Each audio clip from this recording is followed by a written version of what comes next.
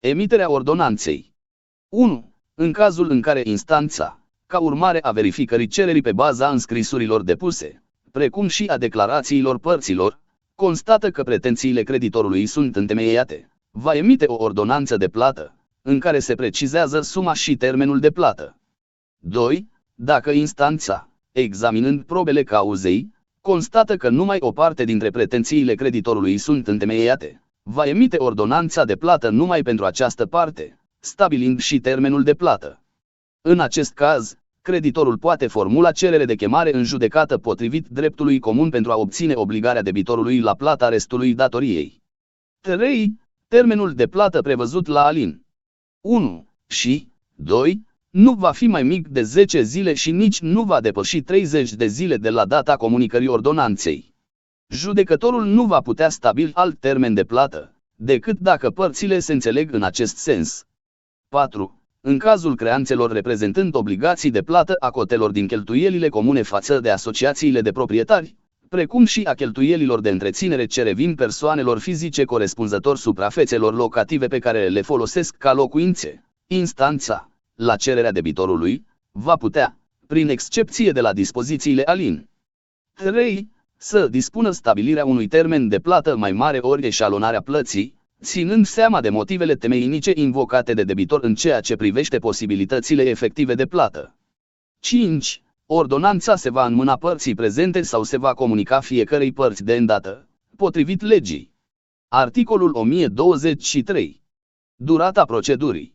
1. În cazul în care debitorul nu contestă creanța prin întâmpinare, ordonanța de plată va fi emisă în termen de cel mult 45 de zile de la introducerea cererii. 2. Nu intră în calculul termenului prevăzut la alin 1. Perioada necesară pentru comunicarea actelor de procedură și întârzierea cauzată de creditor, inclusiv ca urmare a modificării sau completării cererii. Articolul 1024. Cererea în anulare. 1. Împotriva ordonanței de plată prevăzute la art. 1022 alin 1 și 2. Debitorul poate formula cerere în anulare în termen de 10 zile de la data înmânării sau comunicării acesteia. 2. Cererea în anulare poate fi introdusă de creditor împotriva încheierilor prevăzute la art. 1021 alin 1 și 2, precum și împotriva ordonanței de plată prevăzute la art. 1022 alin 2, în termenul prevăzut la alin 1. 3. Prin cererea în anulare se poate invoca numai nerespectarea cerințelor prevăzute de prezentul titlu pentru emiterea ordonanței de plată, precum și, dacă este cazul, cauze de stingere a obligației ulterioare emiterii ordonanței de plată. Dispozițiile art. 1021 se aplică în mod corespunzător. 4. Cererea în anulare se soluționează de către instanța care a pronunțat ordonanța de plată, în complet format din 2 judecători. 5. Cererea în anulare nu suspendă executarea. Suspendarea va putea fi însă încuviințată, la cererea debitorului, numai cu dare de cauțiune, al cărei cuantum va fi fixat de instanță. 6. Dacă instanța învestită admite, în tot sau în parte, cererea în anulare, aceasta va anula ordonanța, în tot sau, după caz, în parte, pronunțând o hotărâre definitivă. Prevederile art. 1021 alin 3 și ale art. 1022 alin 2 se aplică în mod corespunzător.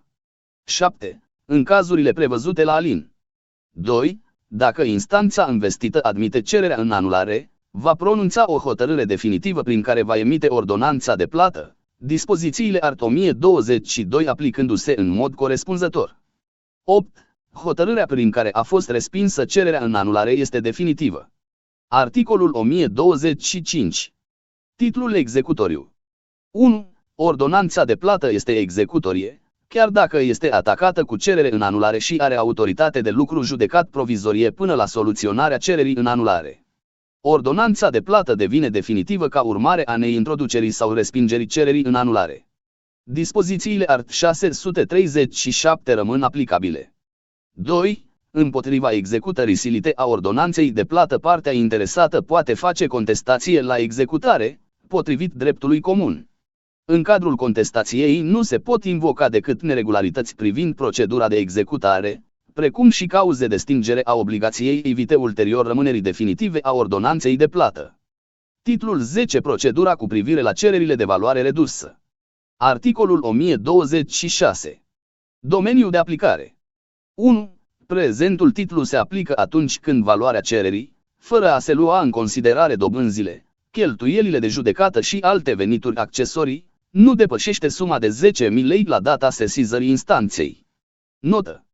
Decizie de respingere, HPNR 14/2023, publicată în Monitorul Oficial NR 333 din 20 aprilie 2023. 2. Prezentul titlu nu se aplică în materie fiscală, vamală sau administrativă și nici în ceea ce privește răspunderea statului pentru acte sau omisiuni în cadrul exercitării autorității publice. 3. De asemenea, prezenta procedură nu se aplică cererilor referitoare la a. Starea civilă sau capacitatea persoanelor fizice. b. Drepturile patrimoniale născute din raporturile de familie. c. Moștenire. d. Insolvență, concordatul preventiv, procedurile privind lichidarea societăților insolvabile și a altor persoane juridice sau alte proceduri asemănătoare. e. Asigurări sociale. f. Dreptul muncii. g. Închirierea unor bunuri imobile, cu excepția acțiunilor privind creanțele având ca obiect plata unei sume de bani. h. Arbitraj. I. Atingeri aduse dreptului la viață privată sau altor drepturi care privesc personalitatea. Articolul 1027. Caracterul alternativ. 1. Reclamantul are alegerea între procedura specială reglementată de prezentul titlu și procedura de drept comun. 2.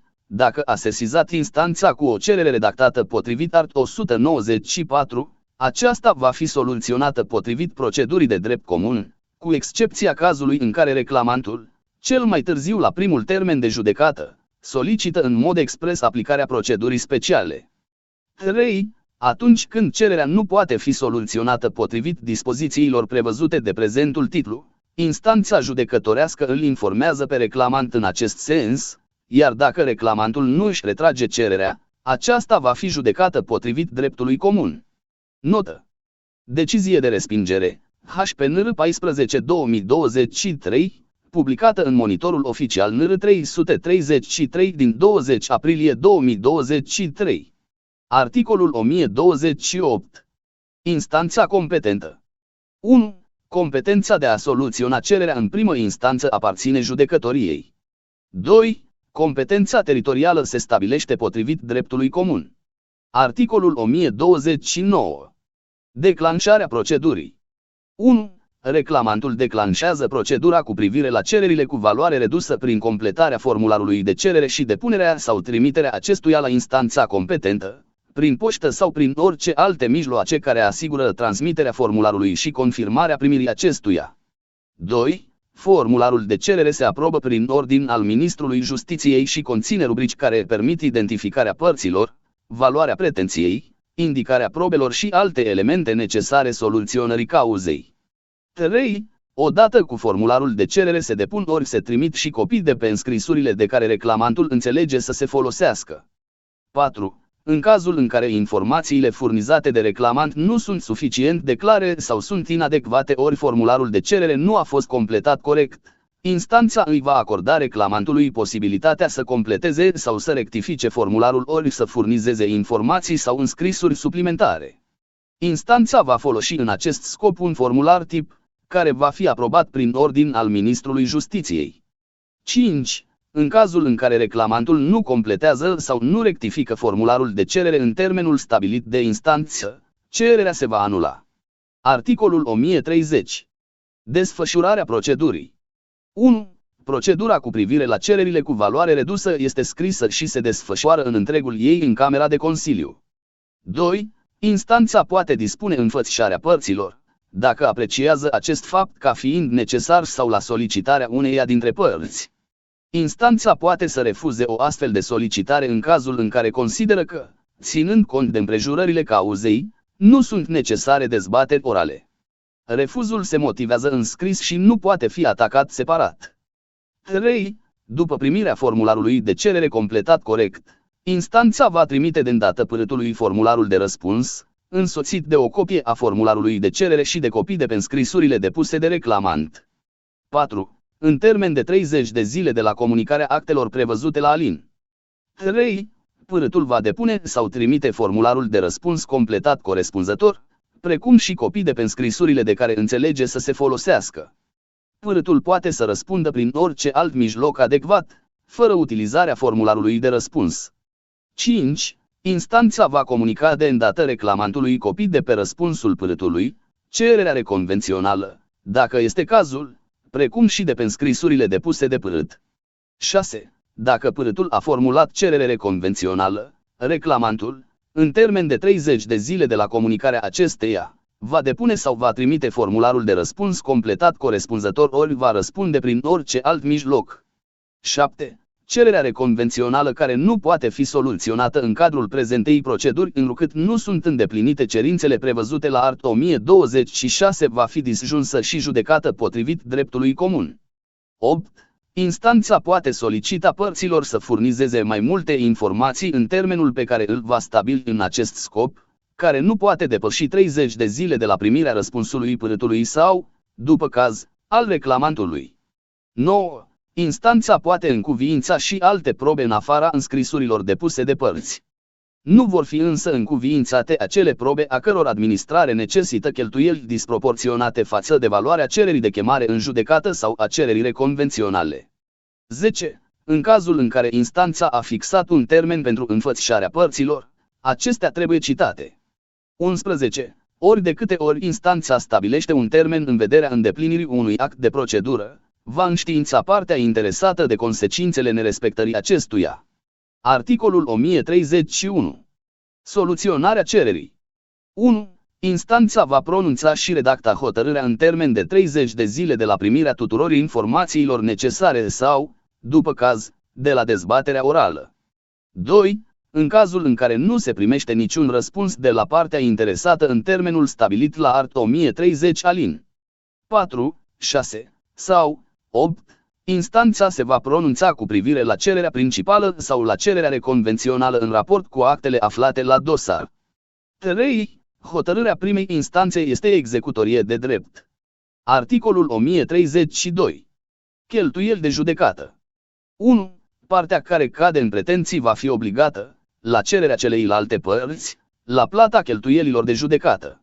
2. Cu toate acestea, instanța nu va acorda părții care a câștigat procesul cheltuielile care nu au fost necesare sau care au avut o valoare disproporționată în raport cu valoarea cererii. Articolul 1033. Căi de atac. 1. Hotărârea judecătoriei este supusă numai apelului la tribunal, în termen de 30 de zile de la comunicare. 2. Pentru motive temeinice, instanța de apel poate să suspende executarea silită, însă numai dacă se consemnează o cauțiune de 10% din valoarea contestată. 3. Hotărârea instanței de apel se comunică părților și este definitivă. Titlul 11. Evacuarea din imobilele folosite sau ocupate fără drept. Capitolul 1. Dispoziții generale. Articolul 1034. Domeniul de aplicare. 1. Dispozițiile prezentului titlu se aplică în litigiile privind evacuarea din imobilele folosite sau, după caz, ocupate fără drept de către foștii locatari sau alte persoane. 2. În sensul prezentului titlu, termenii de mai jos au următorul înțeles. A. Locațiune: orice locațiune scrisă sau verbală, incluzând și sublocațiunea. B. Locatar: locatarul principal, chiriaș sau arendaș, sublocatarul sau un cesionar al locatarului, indiferent dacă persoana care solicită evacuarea este locatorul sau sublocatorul ori dobânditorul imobilului. C. Locator: locatorul principal, sublocatorul, cesionarul și dobânditorul imobilului. D. Imobil: construcția, terenul cu sau fără construcții, împreună cu accesoriile acestora. E. Ocupantul: oricare persoană, alta decât proprietarul sau locatarul, care ocupă în fapt imobilul cu sau fără permisiunea ori îngăduința proprietarului. F. Proprietar: titularul dreptului de proprietate asupra imobilului, inclusiv locatarul. Articolul 1035. Caracterul facultativ al procedurii. 1. Reclamantul are alegerea între procedura reglementată de prezentul titlu și procedura de drept comun.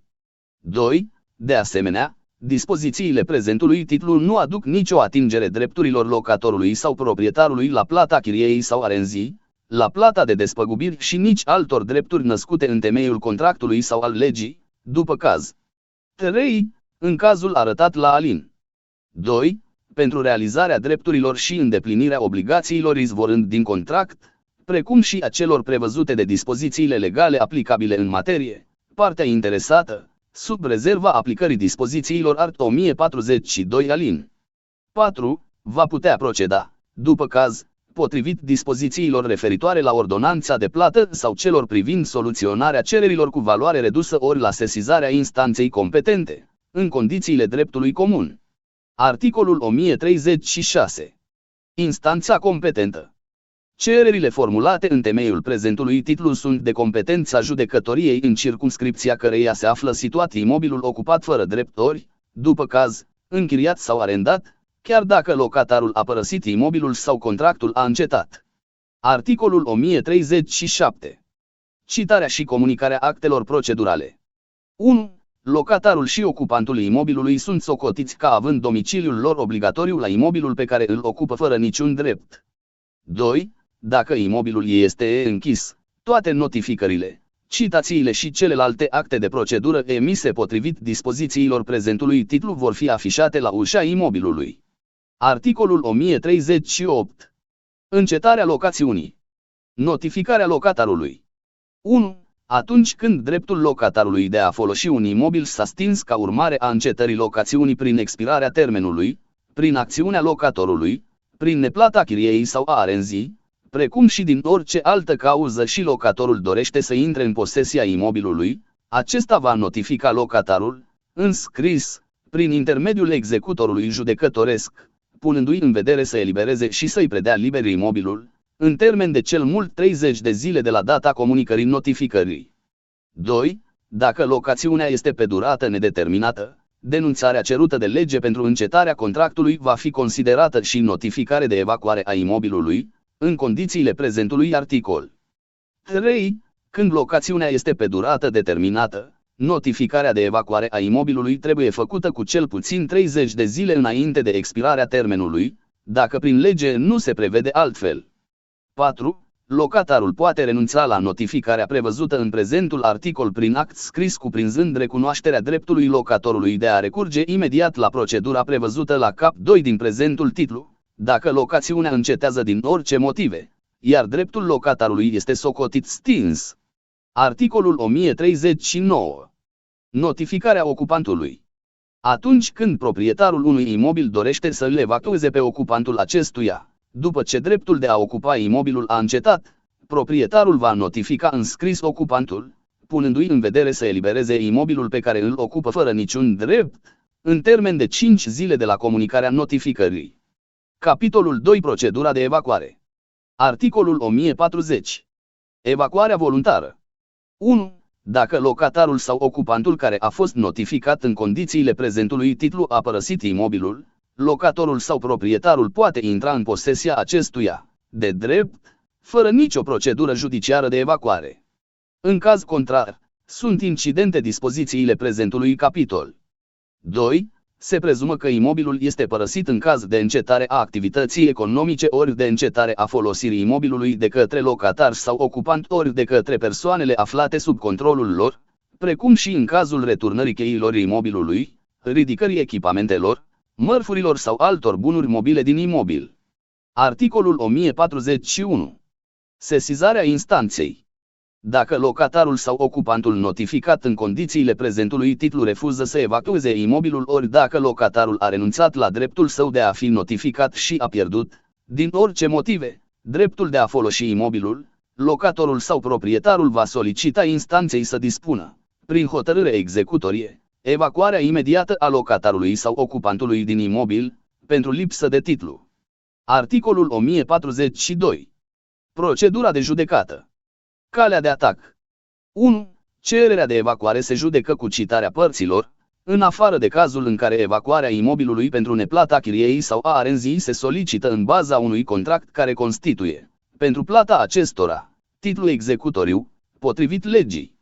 2. Cererea de evacuare se judecă de urgență, în camera de consiliu, cu dezbateri sumare, dacă s-a dat cu citarea părților. 3. Întâmpinarea nu este obligatorie. 4. Dacă s-a solicitat și plata chiriei ori a arenzii exigibile, instanța, cu citarea părților, va putea dispune odată cu evacuarea și obligarea părâtului la plata acestora, inclusiv a sumelor devenite exigibile în cursul judecății. 5. Hotărârea de evacuare este executorie și poate fi atacată numai cu apel în termen de 5 zile de la pronunțare, dacă s-a dat cu citarea părților, sau de la comunicare, când s-a dat fără citarea lor. Articolul 1043. Apărările părâtului în cazul judecării cu citare. 1. Părâtul chemat în judecată, potrivit procedurii prevăzute în prezentul titlu, nu poate formula cerere convențională de chemare în judecată a altei persoane sau în garanție, pretențiile sale urmând a fi valorificate numai pe cale separată. 2. Părâtul poate invoca apărări de fond privind temeinicia motivelor de fapt și de drept ale cererii, inclusiv lipsa titlului reclamantului. Articolul 1044. Contestația la executare. Împotriva executării hotărârii de evacuare, cei interesați pot introduce contestație la executare, în condițiile legii. Articolul 1045. Suspendarea executării. 1. Executarea hotărârii de evacuare nu va putea fi suspendată.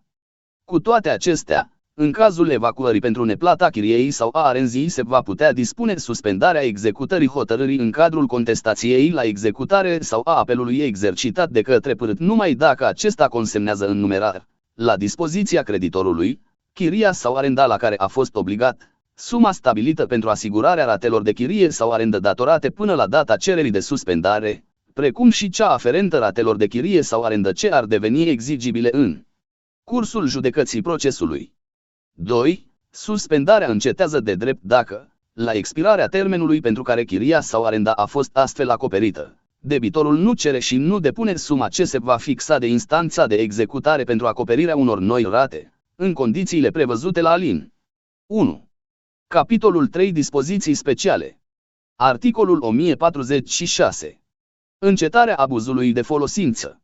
1. Dacă locatarul, nerespectând obligațiile ce îi revin privind folosirea normală, cu prudență și diligență, a imobilului închiriat ori arendat, întrebuințează imobilul în alt scop decât cel prevăzut în contract, îi modifică structura stabilită prin construcție, îi produce stricăciuni ori săvârșește orice alte abuzuri de folosință, el va putea fi obligat, prin ordonanță președințială, dată cu citarea părților, la încetarea acestor abuzuri și la restabilirea situației anterioare. 2. Dispozițiile alin. 1. Se aplică în mod corespunzător și pentru soluționarea cererii privind încetarea oricăror abuzuri săvârșite de proprietarul care prejudicează folosința normală a părților sau instalațiilor aflate în proprietate comună din imobilele cu mai multe etaje sau apartamente ori care tulbură buna conviețuire în acel imobil. Articolul 1047. Efectuarea reparațiilor. Restrângerea folosinței. Evacuarea.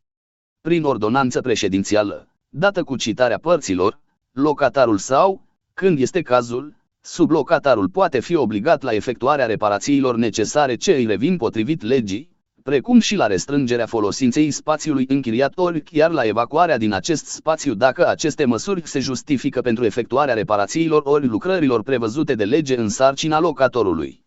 Articolul 1048. Examinarea imobilului. Dispozițiile art. 1047 se aplică și în cazul obligării locatarului sau, după caz, a sublocatarului de a permite, în condițiile legii, examinarea imobilului deținut în locațiune. Articolul 1049. Cereri ale asociațiilor de proprietari.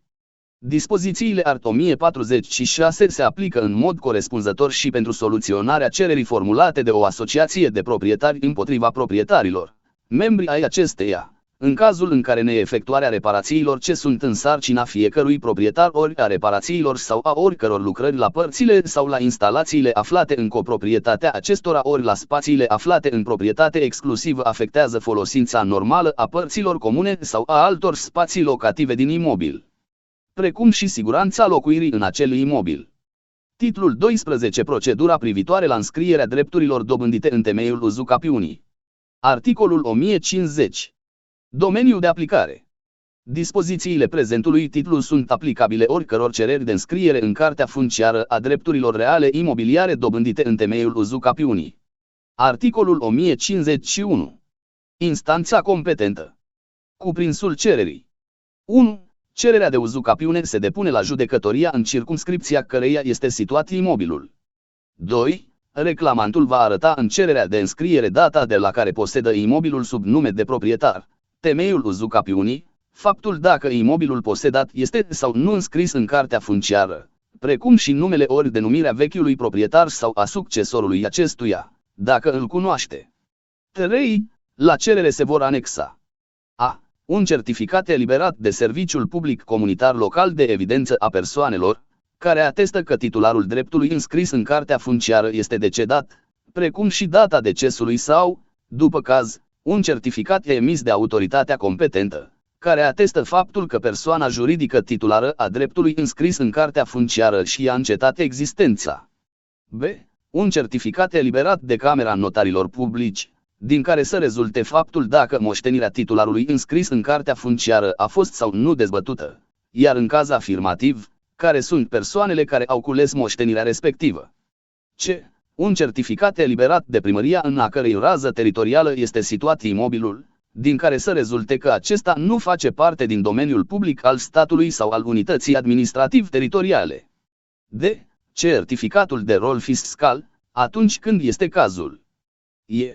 Înscrisul constatator al actului juridic pe care solicitantul și-a întemeiat posesia, atunci când este cazul. F. Documentația tehnică cadastrală a imobilului, realizată, pe cheltuiala celui interesat, de o persoană fizică sau juridică autorizată, potrivit legii. G. Extrasul de carte funciară pentru informare, cu arătarea titularului înscris în Cartea Funciară ori a înscrierii declarației de renunțare la proprietate, precum și a faptului dacă imobilul este sau nu grevat de sarcini, eliberat de Biroul Teritorial de Cadastru și Publicitate Imobiliară, în cazul în care imobilul nu este înscris în Cartea Funciară în folosul altei persoane și nici grevat de sarcini, un certificat emis de același birou, care atestă acest fapt, inclusiv faptul că nu a fost alocat un număr cadastral pentru înscrierea imobilului. H. Lista cuprinzând numele, prenumele și domiciliul a cel puțin 2 martori. Articolul 1052. Procedura de judecată. Căi de atac. 1. După depunerea cererii, instanța dispune, prin încheiere, citarea titularului dreptului înscris în Cartea Funciară sau a succesorilor acestuia, dacă sunt cunoscuți, precum și emiterea unei somații și afișarea acesteia la imobilul în litigiu, la sediul instanței, al Biroului Teritorial de Cadastru și Publicitate Imobiliară și la sediul primăriei în raza căreia se află imobilul, precum și publicarea ei în 2 ziare de largă răspândire, dintre care cel puțin unul de circulație națională. 2. Afișele și publicația vor cuprinde: a. Denumirea instanței care a emis somația, numărul și data încheierii prin care s-a dispus emiterea. B. Numele, prenumele sau denumirea posesorului și domiciliul sau, după caz, sediul acestuia. C. Precizarea că acesta invocă dobândirea proprietății sau a unui alt drept real prin uzucapiune. D. Indicarea precisă a imobilului, cu adresa poștală și, dacă este cazul, cu număr cadastral sau topografic și a numărului de carte funciară, iar în lipsa acestora, cu precizarea vecinătăților. E. Somația către toți cei interesați să facă opoziție, cu precizarea că, în caz contrar, în termen de 6 luni de la emiterea celei din urmă publicații se va trece la judecarea cererii.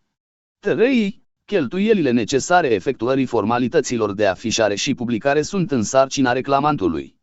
4. Îndeplinirea acestor formalități va fi constatată într-un proces verbal, întocmit de grefier, ce se va depune la dosarul cauzei. 5. Dacă nu s-au făcut opoziții în termenul prevăzut la alin. 2. Litie, sau dacă cel înscris în Cartea Funciară este decedat ori și a încetat existența juridică sau a renunțat la proprietate, instanța se va pronunța în Camera de Consiliu, după ascultarea reclamantului și a martorilor și verificarea îndeplinirii condițiilor cerute de lege pentru dobândirea dreptului reclamat în temeiul uzucapiunii, prin încheiere. 6. Dacă s-au formulat opoziții la cererea de uzucapiune, acestea vor fi comunicate reclamantului, pentru a formula întâmpinare potrivit dispozițiilor de drept comun. După primirea întâmpinării se va fixa termen pentru soluționarea cererii de înscriere, cu citarea reclamantului și a oponenților, cărora li se va comunica și câte o copie de pe cererea de înscriere și întâmpinarea depusă de reclamant. 7. În ambele cazuri, instanța va cerceta dacă sunt îndeplinite cerințele prevăzute de Codul Civil pentru dobândirea dreptului reclamat în temeiul uzucapiunii. 8. Încheierea sau, după caz, hotărârea este supusă numai apelului. Articolul 1053. Înscrierea în cartea funciară a dreptului uzucapat. 1. Reclamantul va putea cere înscrierea provizorie a dreptului ce a uzucapat, în temeiul încheierii date potrivit art. 1052 alin. 5. Sau, după caz, al hotărârii judecătorești, de primă instanță, prin care s-a admis cererea de înscriere, înainte de rămânerea definitivă a acesteia. Justificarea înscrierii provizorii se va face pe baza încheierii sau, după caz, a hotărârii judecătorești, rămasă definitivă. 2. În toate cazurile, registratorul de carte funciară nu va putea dispune înscrierea dreptului, în temeiul uzucapiunii, dacă acesta a fost intabulat sau înscris provizoriu în folosul unei alte persoane, chiar după împlinirea termenului de uzucapiune. În cazul în care s-a făcut numai o notare, se va putea dispune înscrierea dreptului, fără ca înscrierea să fie opozabilă celui care a cerut notarea. 3. Reclamantul este considerat proprietar de la data înscrierii, în condițiile legii, în cartea funciară a dreptului de proprietate dobândit în temeiul uzucapiunii. Titlul 13. Procedura refacerii înscrisurilor și hotărârilor dispărute. Articolul 1054. Refacerea dosarelor sau înscrisurilor în cauzele în curs de soluționare. 1. Dosarele sau înscrisurile privitoare la o pricină în curs de judecată, dispărute în orice mod, se pot reface de însăși instanța investită cu judecarea cauzei. 2. În scopul prevăzut la alin. 1. Instanța va fixa termen, chiar din oficiu, citând părțile și, după caz, martorii și experții, va cere copii de pe înscrisurile ce i-au fost trimise de autorități și de care părțile s-au folosit sau de pe înscrisurile depuse de părți, dispunând totodată să se scoată din registrele instanței toate datele privitoare la înscrisurile ce se refac. 3. Pot servi la refacerea dosarului copiile legalizate de pe înscrisurile dispărute ce se află în posesia părților ori a altor persoane sau a autorităților. 4. Încheierea nu va putea fi atacată decât odată cu fondul. 5. Înscrisurile refăcute țin locul originalelor, până la găsirea acestora. Articolul 1055. Refacerea hotărârilor dispărute. 1. Dacă dosarul sau înscrisurile dispărute priveau o pricină în care se pronunțase o hotărâre, această hotărâre se va reface de către instanța care a pronunțat-o, după cel de-al doilea exemplar al hotărârii păstrat la meapă. Iar dacă și acel exemplar ar fi dispărut, vor putea servi la refacere copiile legalizate de pe hotărâre, ce s-au încredințat părților sau altor persoane. 2. În acest scop, instanța va putea să dispună, din oficiu, să se facă publicații într-un ziar de largă răspândire, cu invitația ca orice posesor al unei copii de pe hotărâre să o depună la grefa instanței care a ordonat publicația. 3. Dacă hotărârea nu se poate reface pe calea arătată la alin. 1. Și 2. Se va trece la refacerea ei de către instanța care a pronunțat-o, potrivit dispozițiilor art. 1054. 4. În situația în care dosarul, inclusiv hotărârea, nu se pot reface nici potrivit alin. 3. Iar cauza se află în apel, instanța de apel va judeca din nou pricina în fond. Pentru judecata din nou a cauzei, părțile sunt obligate să facă dovada că între ele a existat litigiul ce face obiectul rejudecării și că acesta a fost soluționat prin hotărâre judecătorească. Dovada se va face cu orice înscrisuri sau extrase din registrele ori din alte evidențe ale instanței judecătorești sau ale altor autorități. 5. Când procesul se află în recurs, iar dosarul, inclusiv hotărârile date în primă instanță sau apel, nu pot fi refăcute nici potrivit alin. 3. Instanța de recurs va trimite cauza instanței de apel pentru a proceda potrivit alin. 4. 6. Dacă în cursul judecării a fost găsită hotărârea dispărută, cererea de refacere va fi respinsă. 7. Dacă ulterior judecării cererii de refacere hotărârea dispărută a fost găsită, hotărârea refăcută potrivit prevederilor alin. 3, 4 și 5 va fi anulată de către instanța care a pronunțat-o. Articolul 1056. Refacerea hotărârilor definitive. Dispozițiile art. 1054 și 1055 se aplică în mod corespunzător și în cazul în care se solicită refacerea unei hotărâri definitive. Titlul 14. Cauțiunea judiciară. Articolul 1057. Stabilirea cauțiunii și depunerea ei. 1. Când legea prevede darea unei cauțiuni, suma datorată de parte cu acest titlu se stabilește de către instanță în condițiile legii și se depune la trezoreria statului, la CEC Bank S.A. sau la orice altă instituție de credit care efectuează astfel de operațiuni, pe numele părții respective, la dispoziția instanței sau, după caz, a executorului judecătoresc. 2. Dacă legea nu prevede altfel, cauțiunea nu va reprezenta mai mult de 20% din valoarea obiectului cererii, iar în cazul cererilor al căror obiect nu este evaluabil în bani, nu va putea depăși suma de 10.000 lei. Articolul 1058. Depunerea în numerar sau în instrumente financiare. 1. Cauțiunea se depune, de regulă, în numerar. 2.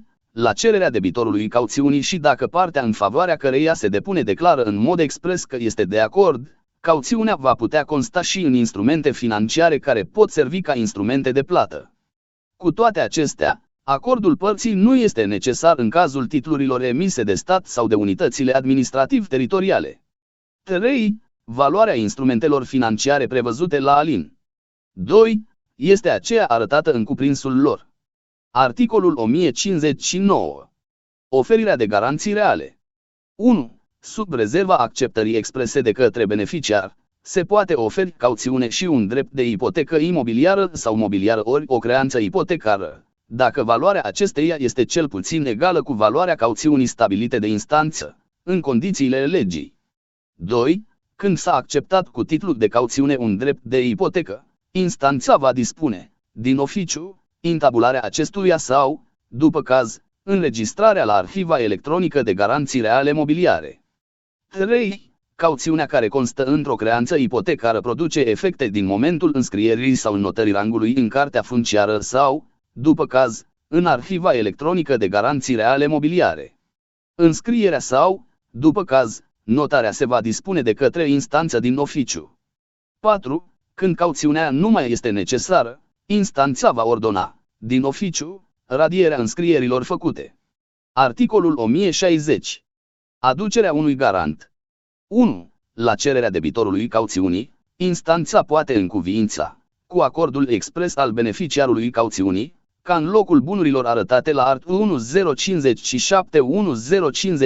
să fie adus un garant. 2. În cazul prevăzut la alin. 1. Instanța va stabili, cu citarea părților, un termen la care garantul să fie înfățișat. 3. Dacă garantul este încuviințat de instanță, el va da în fața acesteia ori prin înscris autentic, depus la dosarul cauzei, o declarație că este de acord să garanteze până la nivelul sumei stabilite de instanță. Articolul 1061. Indisponibilizarea cauțiunii. Când cauțiunea a fost depusă în numerar sau în instrumente financiare, ea nu poate fi urmărită de creditorii depunătorului decât în măsura în care urmează a-i fi restituită acestuia. De asemenea, cauțiunea nu va putea fi urmărită nici de creditorii depozitarului. Articolul 1062. Procedura de stabilire a cauțiunii.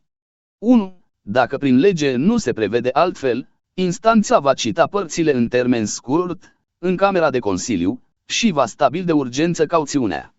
2. Instanța se pronunță printr-o încheiere care poate fi atacată odată cu hotărârea prin care s-a dispus asupra cauțiunii. 3. Când există urgență, instanța va putea stabili cauțiunea și fără citarea părților. În acest caz, cauțiunea se va depune numai în numerar, într-un termen stabilit de instanță. Debitorului cauțiunii îi va fi comunicată încheierea prin care cauțiunea a fost stabilită, de la data acestei comunicări începând a curge termenul pentru plata cauțiunii. 4. Nedepunerea cauțiunii în termenul prevăzut la alin. 3. Atrage desființarea de drept a măsurilor în legătură cu care s-a dispus stabilirea cauțiunii. Articolul 1063.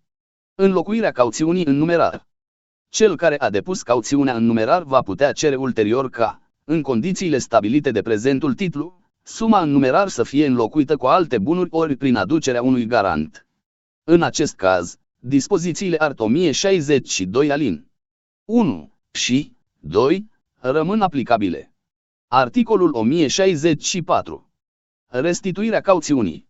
1. Cauțiunea depusă se va restitui, la cerere, după soluționarea prin hotărâre definitivă a procesului în legătură cu care s-a stabilit cauțiunea, respectiv după încetarea efectelor măsurii pentru care aceasta s-a depus. 2. Cauțiunea se restituie celui care a depus-o în măsura în care asupra acesteia cel îndreptățit nu a formulat cerere pentru plata despăgubirii cuvenite până la împlinirea unui termen de 30 de zile de la data rămânerii definitive a hotărârii sau, după caz, de la data încetării efectelor măsurii, prevăzute la alin. 1. Cu toate acestea, cauțiunea se restituie de îndată dacă partea interesată declară în mod expres că nu urmărește obligarea celui care a depus-o la despăgubiri pentru prejudiciile cauzate prin încuviințarea măsurii pentru care aceasta s-a depus. 3. Instanța se pronunță asupra cererii de restituire a cauțiunii cu citarea părților, printr-o încheiere supusă numai recursului la instanța ierarhic superioară. Recursul este suspensiv de executare. Încheierea pronunțată de una dintre secțiile înaltei curți de casație și justiție este definitivă. 4. Dacă cererea pentru care s-a depus cauțiunea a fost respinsă, instanța va dispune din oficiu și restituirea cauțiunii. Cartea a 7-a Procesul Civil Internațional. Articolul 1065. Domeniul de aplicare. Dispozițiile prezentei cărți se aplică proceselor de drept privat cu elemente de extraneitate în măsura în care prin tratatele internaționale la care România este parte, prin dreptul Uniunii Europene sau prin legi speciale nu se prevede altfel. Titlul 1. Competența internațională a instanțelor române. Capitolul 1. Dispoziții generale. Articolul 1066. Competența întemeiată pe domiciliul sau sediul pârâtului. 1.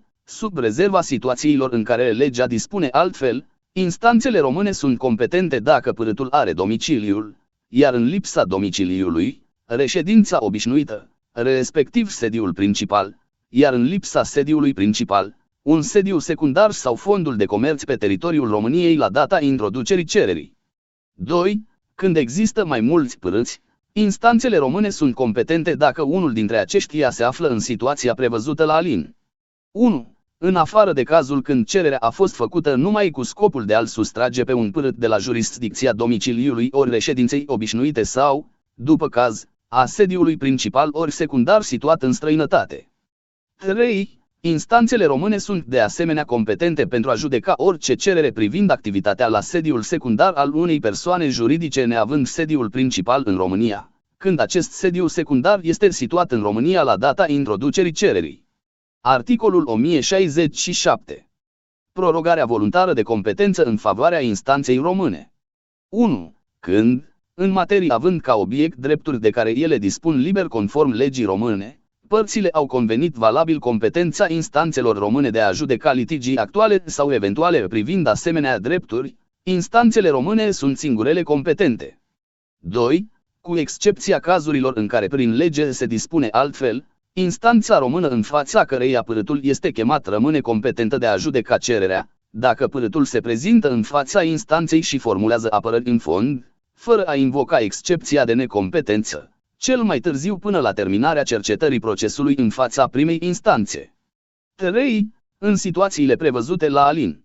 1 și 2. Instanța română sesizată poate respinge cererea, când din ansamblul circumstanțelor rezultă că litigiul nu prezintă nicio legătură semnificativă cu România.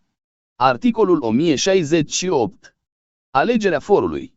1. În materie patrimonială, părțile pot conveni asupra instanței competente să judece un litigiu actual sau eventual izvorând dintr-un raport cu elemente de extraneitate. Convenția poate fi încheiată prin înscris, telegramă, telex, telecopiator sau orice alt mijloc de comunicare ce permite a stabili proba printr-un text.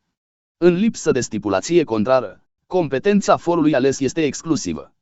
2. Alegerea instanței este fără efect dacă ea conduce la lipsirea în mod abuziv a uneia dintre părți de protecția pe care o asigură o instanță prevăzută de legea română. De asemenea, alegerea este fără efect când instanța aleasă este străină, iar litigiul este de competența exclusivă a instanțelor române, precum și când instanța aleasă este română, iar litigiul este de competența exclusivă a unei instanțe străine. 3. Instanța aleasă nu se poate declara necompetentă dacă a. Una dintre părți are domiciliul reședința obișnuită, respectiv un sediu secundar în circumscripția acestei instanțe. B. Dreptul aplicabil litigiului conform dreptului internațional privat român este legea română. Articolul 1069. Excepția de arbitraj. Dacă părțile au încheiat o convenție de arbitraj vizând un litigiu arbitrabil conform legii române, instanța română sesizată își va declina competența, cu excepția situațiilor în care a. Părâtul nu a invocat excepția de arbitraj până la primul termen la care a fost legal citat. B. Instanța constată că respectiva convenție de arbitraj este caducă sau inoperantă. C. Tribunalul arbitral nu poate fi constituit sau arbitrul unic nu poate fi desemnat din motive vădit imputabile părâtului. Articolul 1070. For de necesitate. 1. Instanța română de la locul cu care cauza prezintă o legătură suficientă devine competentă să soluționeze cauza. Deci legea nu prevede competența instanțelor române, dacă se dovedește că nu este posibilă introducerea unei cereri în străinătate sau că nu se poate pretinde în mod rezonabil ca ea să fie introdusă în străinătate. 2. În situațiile prevăzute la alin. 1. Dacă cererea este formulată de un cetățean român sau apatrid domiciliat în România ori de o persoană juridică de naționalitate română, competența instanței române este obligatorie. Articolul 1071. Verificarea competenței internaționale. 1. Instanța sesizată verifică din oficiu competența sa internațională, procedând conform regulilor interne privind competența, iar dacă stabilește că nu este competentă nici ea, nici o altă instanță română, respinge cererea ca nefiind de competența jurisdicției române, sub rezerva aplicării prevederilor art. 1070. Hotărârea instanței este supusă recursului la instanța ierarhic superioară. 2. Necompetența internațională a instanței române poate fi invocată în orice stare a procesului, chiar și direct în căile de atac. Dispozițiile art. 1067 rămân aplicabile. Articolul 1072. Competența internă. 1. Când instanțele române sunt competente potrivit dispozițiilor cărții de față, competența se determină conform regulilor din prezentul cod și, după caz, a celor prevăzute în legi speciale. 2. Dacă, în aplicarea prevederilor alin. 1. Nu se poate identifica instanța competentă să judece cauza, cererea va fi îndreptată, urmând regulile de competență materială, la judecătoria sectorului 1 al municipiului București, respectiv la Tribunalul București. Articolul 1073. Chestiuni preliminare. Instanța română sesizată judecă pe cale incidentală chestiunile care nu intră în competența sa, dar a căror soluționare este necesară pentru a decide asupra cererii principale. Articolul 1074. Cereri incidentale. Instanța competentă să judece cererea originară este, de asemenea, competentă să judece a. Cererile de intervenție, cu excepția cazurilor când asemenea cereri ar fi fost formulate numai pentru a-l sustrage pe intervenient de la jurisdicția normal competentă. B. Cererea reconvențională. Articolul 1075. Măsuri provizorii, conservatorii și de executare. În situații de urgență, instanța română este, de asemenea, competentă să dispună măsuri provizorii, conservatorii și de executare privind persoane sau bunuri aflate în România la data introducerii cererii, chiar dacă, potrivit dispozițiilor cărții de față, ea nu ar fi competentă să judece fondul. Articolul 1076. Litispendența internațională. 1. Când o cerere este pendinte în fața unei instanțe străine și este previzibil că hotărârea străină va fi susceptibilă de recunoaștere sau de executare în România, instanța română sesizată ulterior cu o cerere între aceleași părți, având același obiect și aceeași cauză, poate suspenda judecata până la pronunțarea hotărârii de către jurisdicția străină. Instanța română va respinge cererea când hotărârea străină pronunțată este susceptibilă de a fi recunoscută conform dispozițiilor prezentei cărți. 2. În cazul suspendării prevăzut la alin. 1.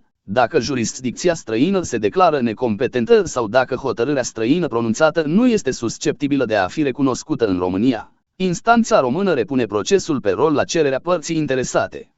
3. Faptul că o cauză este sau nu pendinte în fața jurisdicției străine se determină conform legii statului în care are loc procesul. Articolul 1077. Conexitatea internațională. Când instanța română este sesizată cu judecarea unei cereri, ea este competentă să judece și cererea care este legată de cea dintâi printr-un raport atât de strâns, încât există interesul pentru cercetarea și judecarea acestora în același timp, cu scopul de a evita soluții care nu ar putea fi conciliate dacă cererile ar fi judecate separat. Articolul 1078. Termene. Când o persoană aflată în străinătate trebuie să respecte un termen procedural în fața autorităților judiciare sau administrative române, este suficient ca cererea sa să parvină în ultima zi a termenului la o reprezentanță diplomatică sau consulară română. Capitolul 2. Dispoziții speciale de competență internațională a instanțelor române. Articolul 1079. Competența personală exclusivă. Instanțele române sunt exclusiv competente să judece litigii cu elemente de extraneitate din sfera statutului personal referitoare la 1. Acte de stare civilă întocmite în România privind persoane domiciliate în România și care sunt cetățeni români sau apatrizii. 2. Încuviințarea adopției, dacă cel ce urmează a fi adoptat domiciliază în România și este cetățean român sau apatrid. 3. Tutela și curatela pentru protecția unei persoane cu domiciliul în România, care este cetățean român sau apatrid. 4. Instituirea consilierii judiciare sau a tutelei speciale cu privire la o persoană cu domiciliul în România. La 18/8/2022, punctul 4 din articolul 1079, capitolul 2, titlul 1, Cartea a 7-a a fost modificat de punctul 36, articolul 8, capitolul 2 din legea NR 140 din 17 mai 2022, publicată în Monitorul Oficial NR 500 din 20 mai 2022. 5. Desfacerea, nulitatea sau anularea căsătoriei, precum și alte litigii între soți, cu excepția celor referitoare la imobile situate în străinătate, dacă la data introducerii cererii ambii soți domiciliază în România și unul dintre ei este cetățean român sau apatrid. Articolul 1080. Competența exclusivă în materia unor acțiuni patrimoniale. Instanțele române sunt exclusiv competente să judece litigii cu elemente de extraneitate referitoare la 1. Imobile situate pe teritoriul României. 2. Bunuri lăsate în România de defunctul cu ultimul domiciliu în România. 3. Contracte încheiate cu consumatori având domiciliul sau reședința obișnuită în România, pentru prestații de consum curent destinate uzului personal sau familial al consumatorului și fără legătură cu activitatea profesională sau comercială a acestuia, dacă a. Furnizorul a primit comanda în România. B. Încheierea contractului a fost precedată în România de o ofertă sau o publicitate și consumatorul a îndeplinit actele necesare încheierii contractului. Articolul 1081. Competența preferențială a instanțelor române. 1. Instanțele judecătorești române sunt competente să judece și litigiile în care 1. Reclamantul din cererea privind obligația de întreținere are domiciliul în România. 2. Locul unde a luat naștere sau trebuia executată, fie și numai în parte, o obligație contractuală se află în România. 3. Locul unde a intervenit un fapt juridic din care decurg obligații extracontractuale sau se produc efectele acestuia se află în România. 4. Stația feroviară sau rutieră ori portul sau aeroportul de îmbarcare-încărcare sau debarcare-descărcare a pasagerilor sau mărfii transportate se află în România. 5. Bunul asigurat sau locul producerii evenimentului asigurat se află în România. 6. Ultimul domiciliu al defunctului se află în România, rezervată fiind competența exclusivă pentru imobilele lăsate de acesta în străinătate. 2. Instanțele judecătorești române sunt, de asemenea, competente să judece 1. Procese referitoare la ocrotirea minorului sau persoanei care beneficiază de consiliere judiciară ori tutelă specială, cetățean român cu domiciliul în străinătate. La 18/8/2022, punctul 1 din alineatul 2, articolul 1081, capitolul 2, titlul 1, Cartea a 7-a a fost modificat de punctul 37, articolul 8, Capitolul 2 din legea NR 140 din 17 mai 2022, publicată în monitorul oficial NR 500 din 20 mai 2022. 2. Cererile de divorț. Dacă la data introducerii cererii reclamantul domiciliază pe teritoriul României de cel puțin un an. 3. Declararea judecătorească a morții unui cetățean român, chiar dacă acesta se află în străinătate la data când a intervenit dispariția. Până la luarea unor măsuri provizorii de către instanța română rămân valabile măsurile provizorii dispuse de instanța străină. 4. Procese între persoane cu domiciliul în străinătate, referitoare la acte sau fapte de stare civilă înregistrate în România, dacă cel puțin una dintre părți este cetățean român. 5. Procese referitoare la ocrotirea în străinătate a proprietății intelectuale a unei persoane domiciliate în România, cetățean român sau apatrid, rezervată fiind o convenție de alegere a forului. 6. Procese între străini, dacă aceștia au convenit expres astfel, iar raporturile juridice privesc drepturi de care ei pot dispune, în legătură cu bunuri sau interese ale persoanelor din România. 7. Procese referitoare la abordajul navelor sau coliziunea aeronavelor, precum și cele referitoare la asistența sau la salvarea unor persoane sau unor bunuri în marea liberă ori într-un spațiu nesupus suveranității vreunui stat, dacă a. Nava sau aeronava arborează pavilionul român sau, după caz, este înmatriculată în România. B. Locul de destinație sau primul port ori aeroport unde nava sau aeronava a ajuns se găsește pe teritoriul României. C. Nava sau aeronava a fost sechestrată în România. D. Pârâtul are domiciliul sau reședința obișnuită în România. 8. Procese privind răspunderea civilă pentru prejudiciile cauzate de produse originare din România, indiferent de cetățenia victimei, de locul survenirii accidentului sau locul producerii prejudiciului. Articolul 1082. Convenții inoperante. Pentru situațiile prevăzute la art. 1079 și 1080, Convenția de alegere a forului, altul decât instanța română, este inoperantă. Titlul 2. Legea aplicabilă în procesul civil internațional. Capitolul 1. Capacitatea și drepturile părților în proces. Articolul 1083. Capacitatea procesuală. 1. Capacitatea procesuală a fiecăreia dintre părțile în proces este guvernată de legea sa națională. 2. Capacitatea procesuală a apatridului este guvernată de legea română. Articolul 1084. Condiția străinului. 1. Persoanele fizice și persoanele juridice străine au, în condițiile legii, în fața instanțelor române, aceleași drepturi și obligații procesuale ca și cetățenii români, respectiv persoanele juridice române. 2. Cetățenii străini beneficiază în fața instanțelor române, în procesele civile internaționale, de scutiri și reduceri de taxe și alte cheltuieli de procedură, precum și de asistență judiciară gratuită, în aceeași măsură și în aceleași condiții ca și cetățenii români, sub condiția reciprocității cu statul de cetățenie sau de domiciliu al solicitantului. Articolul 1085. Scutirea de cauțiunea judiciară. Sub condiția reciprocității, reclamantul, cetățean străin sau persoană juridică de naționalitate străină, nu poate fi ținut să depună cauțiune sau obligat la vreo altă garanție pentru motivul că este străin sau nu are domiciliul ori sediul în România. Articolul 1086. Curator special.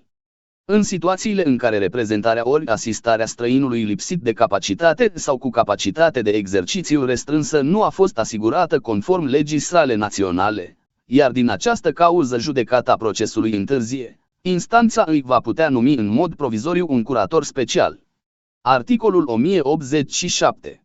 Reguli aplicabile apatrizilor. Prevederile art. 1083-1086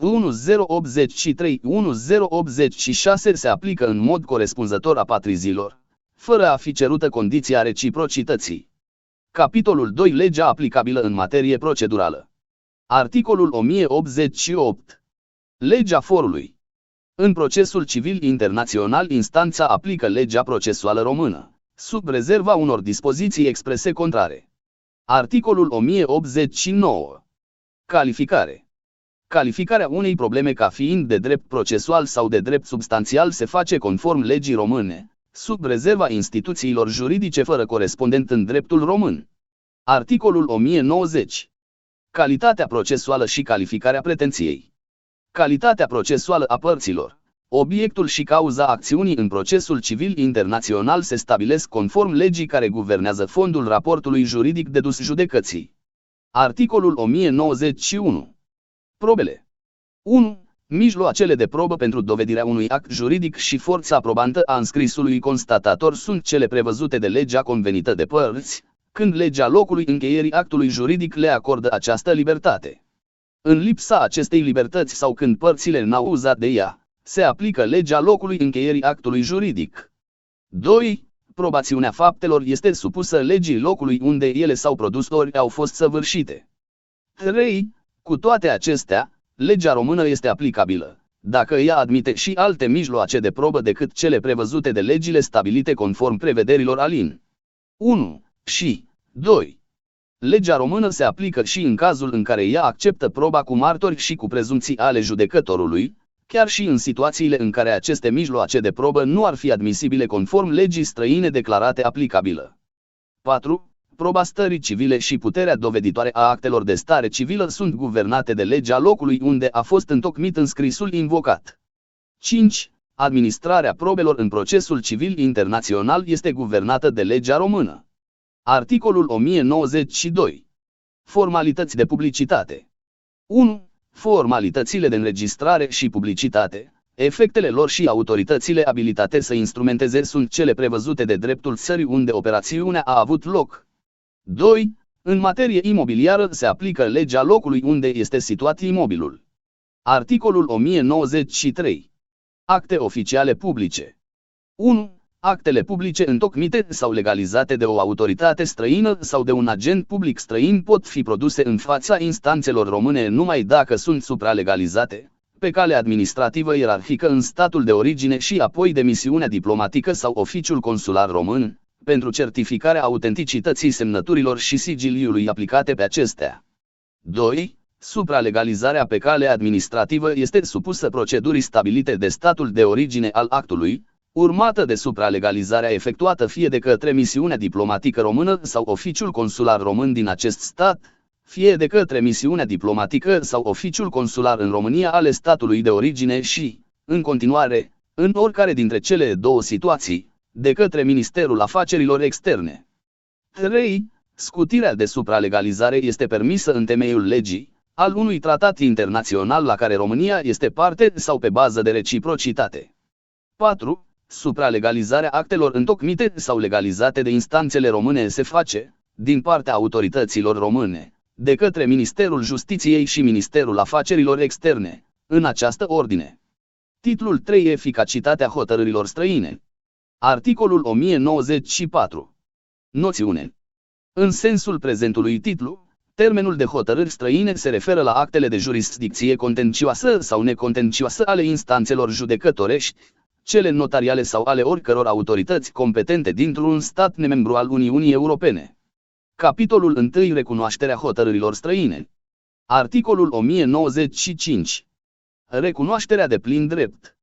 Hotărârile străine sunt recunoscute de plin drept în România, dacă se referă la statutul personal al cetățenilor statului unde au fost pronunțate sau dacă, fiind pronunțate într-un stat terț, au fost recunoscute mai întâi în statul de cetățenie al fiecărei părți ori, în lipsă de recunoaștere, au fost pronunțate în baza legii determinate ca aplicabilă conform dreptului internațional privat român, nu sunt contrarii ordinii publice de drept internațional privat român și a fost respectat dreptul la apărare.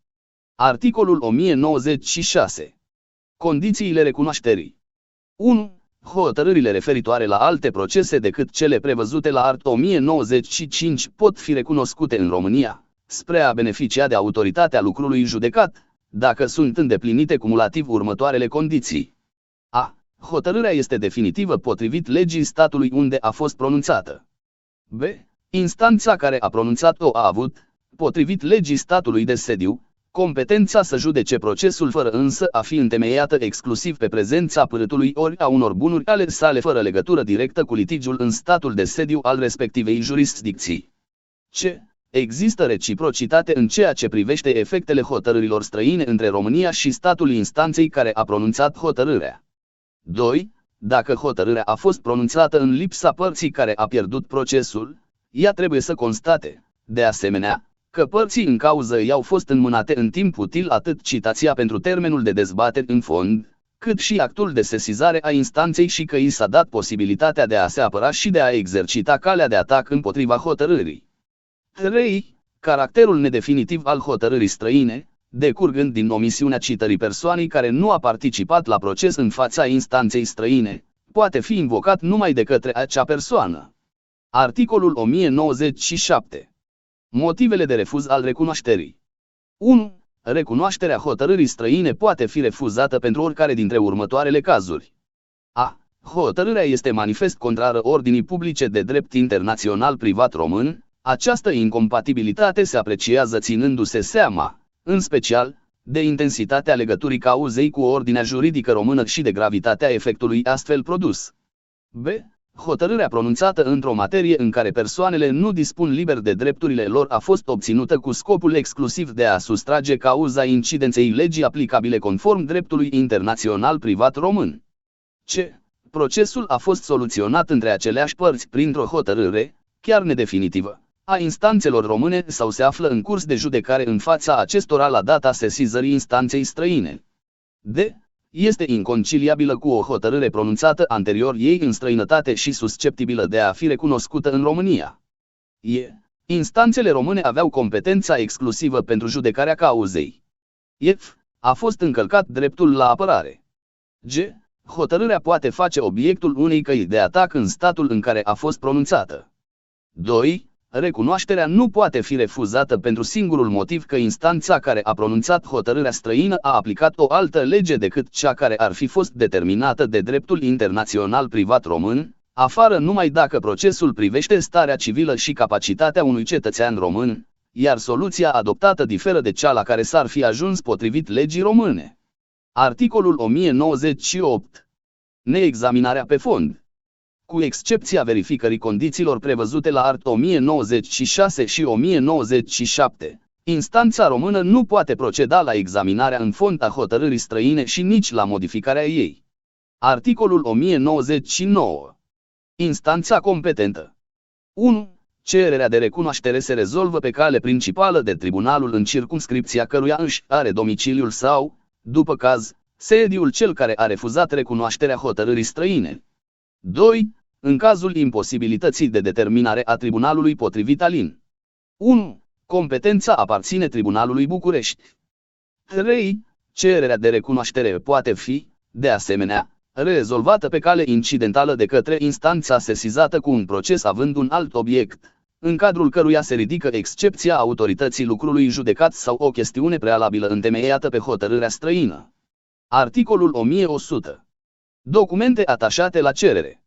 1. Cererea de recunoaștere a hotărârii străine se întocmește potrivit cerințelor prevăzute de prezentul cod și va fi însoțită de următoarele acte. A. Copia hotărârii străine. B. Dovada caracterului definitiv al acesteia. C. Copia dovezii de înmânare a citației și a actului de sesizare, comunicate părții care a fost lipsă în instanța străină, sau orice alt act oficial care să ateste că citația și actul de sesizare au fost cunoscute, în timp util, de către partea împotriva căreia s-a pronunțat hotărârea. D. Orice alt act de natură să probeze, în completare, că hotărârea străină îndeplinește celelalte condiții prevăzute la art. 1096. 2. Actele prevăzute la alin.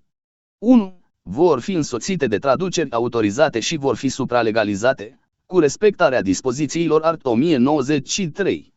Supralegalizarea nu se cere în cazul în care părțile sunt de acord cu depunerea de copii certificate pentru conformitate. 3. În cazul neprezentării unora dintre documentele prevăzute la alin. 1. Instanța poate fixa un termen pentru a fi prezentate ori poate accepta documente echivalente sau, dacă se consideră suficient edificată, să dispenseze partea de producere a lor. Articolul 1101. Întreruperea prescripției. Cererea de recunoaștere a hotărârii străine întrerupe prescripția dreptului de a obține executarea silită. Articolul 1102. Citarea părților. 1. Cererea de recunoaștere a hotărârii străine se soluționează pe cale principală prin hotărâre, iar pe cale incidentă prin încheiere interlocutorie, în ambele cazuri după citarea părților. 2. Cererea poate fi soluționată fără citarea părților, dacă din hotărârea străină rezultă că părâtul a fost de acord cu admiterea acțiunii. Capitolul 2. Executarea hotărârilor străine. Articolul 1103. Instanța competentă. 1. Hotărârile străine care nu sunt aduse la îndeplinire de bunăvoie de către cei obligați a le executa pot fi puse în executare pe teritoriul României, pe baza încuviințării date, la cererea persoanei interesate, de către tribunalul în circumscripția căruia urmează să se efectueze executarea. 2. Hotărârile străine prin care s-au luat măsuri asigurătorii și cele date cu executare provizorie nu pot fi puse în executare pe teritoriul României. Articolul 1104. Condițiile încuviințării executării. 1. Executarea hotărârii străine se încuviințează cu respectarea condițiilor prevăzute la art. 1096, precum și a celei ca hotărârea să fie executorie potrivit legii statului de sediu al instanței care a pronunțat-o. 2. Dispozițiile art. 1097 și 1098 sunt aplicabile în mod corespunzător și cererii de încuviințare a executării. Articolul 1105. Dovada caracterului executoriu. Cererea de încuviințare a executării, întocmită în condițiile prevăzute la art. 1100, va fi însoțită și de dovada caracterului executoriu al hotărârii străine, eliberată de instanța care a pronunțat-o. Articolul 1106. Soluționarea cererii. 1. Cererea de încuviințare a executării se soluționează prin hotărâre, după citarea părților. 2. În cazul în care hotărârea străină conține soluții asupra mai multor capete de cerere, care sunt disociabile, încuviințarea poate fi acordată separat. 3. Executarea hotărârii străine stabilind o obligație alimentară prin vărsăminte periodice se încuviințează pentru vărsămintele scadente și cele subsecvente. 4. Prin hotărârea de încuviințare a executării hotărârii străine de condamnare la plata unei sume în monedă străină se va dispune conversia în monedă națională la cursul de schimb al zilei când hotărârea a devenit executorie în statul unde a fost pronunțată. Până la data conversiei, dobânda produsă de suma stabilită în hotărârea străină este guvernată de legea instanței care a pronunțat-o. Articolul 1107. Emiterea titlului executoriu. Pe baza hotărârii definitive de încuviințare a executării se emite titlul executoriu, în condițiile legii române, menționându-se în titlu și hotărârea de încuviințare. Articolul 1108. Forța probantă a hotărârii străine. 1. Hotărârea străină pronunțată de instanța competentă beneficiază în România de forță probantă în privința constatărilor pe care le cuprinde, dacă satisface exigențele necesare autenticității sale conform legii statului de sediu al instanței. 2. Constatările făcute de instanța străină nu beneficiază de forța probantă prevăzută la alin. 1. Dacă ele sunt manifest incompatibile cu ordinea publică de drept internațional privat român. 3. Proba contra faptelor constatate de instanța străină poate fi făcută prin orice mijloace. Articolul 1109. Hotărâri stabilind obligații fiscale prevăzute de legi străine. Hotărârea străină care stabilește o obligație decurgând dintr-o lege fiscală străină necesită și condiția reciprocității pentru a fi recunoscută și executată în România. Articolul 1110. Tranzacții judiciare. Tranzacțiile judiciare încheiate în străinătate produc în România efectele ce decurg din legea care le-a fost aplicată, în condițiile art. 1103 alin. 1. Și art. 1104-1108. Titlul 4. Arbitrajul internațional și efectele hotărârilor arbitrale străine. Capitolul 1. Procesul arbitral internațional. Articolul 1111. Calificare și domeniu de aplicare. 1. În sensul prezentului titlu, un litigiu arbitral care se desfășoară în România este socotit internațional dacă s-a născut dintr-un raport de drept privat cu element de extraneitate.